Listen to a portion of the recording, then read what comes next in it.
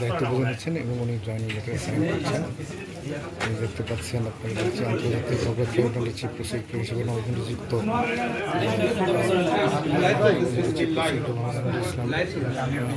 Joining letter sign করছেন এবং সামনে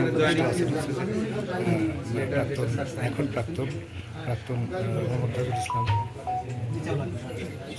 আচ্ছা, সবার উদ্দেশ্যে বলার, যেহেতু আপনারা আনুষ্ঠানিকভাবে আমি আজকে নবনিযুক্ত যে প্রসিকিউটর ওনাকে আমি আমার চেয়ারে বসায় দিচ্ছি, ওনাকে অনুরোধ করছি আসার জন্য। আসেন।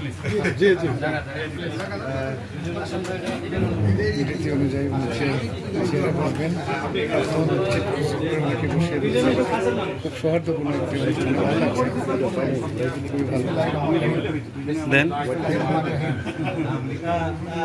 একটু ইনফরমাল কথা বলি, সবাই বলেন লাইভ আছে আমার অসুবিধা। আমি ভিডিও অনেকে মনে করতে পারে যে চলে গেছে আবার ভিডিও। আমি রিয়েলি হ্যাপি। ভাই আমাদের সাথে দীর্ঘদিন এখন করতে পারবো না, লাইভ ভালো বন্ধু আমরা। আমি আজকে ব্রিফিং করেছি, বলেছি যে আমি প্রসিকিউটরের শুভকামনা করি, তাকে ওয়েলকাম করছি। আমি আশা করি আমার চেয়ে আরও দক্ষতার সাথে উনি ইনশাআল্লাহ এখানে ট্রায়াল চালাবেন। ওনার যে কোনো ধরনের সহযোগিতা, যেহেতু আমাদের একটু অভিজ্ঞতা আছে আগে, সেই অভিজ্ঞতার কারণে ওনার কোনো সাহায্য দরকার, পরামর্শ দরকার, যে কোনো কিছু যখন প্রয়োজন হবে আমাকে ডাকলে উনি আমার কাছে পাবেন। আমরা সর্বাঙ্গীন সাফল্য কামনা করছি।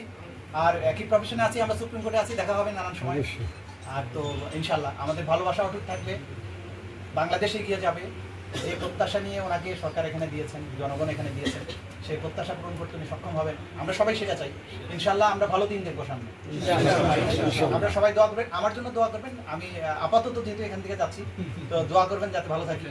আর ইনশাল্লাহ দেখা হবে আপনাদের সঙ্গে। ইনশাল্লাহ আমি একটু ছোট্ট করে বলি যে জনাব তাজুল ইসলাম চিফ প্রসিকিউটর হিসাবে এই ট্রাইব্যুনালে শুরু থেকে তিনি যে অবদান রেখেছেন, যেভাবে তিনি কাজ করেছেন, যেভাবে তিনি ব্রিফিং করেছেন, যেভাবে মানুষের মধ্যে একটা আস্থার জায়গা তৈরি করেছিলেন, আমি বিশ্বাস করি যে জাতি সবসময় তাকে আজীবন মনে রাখবে।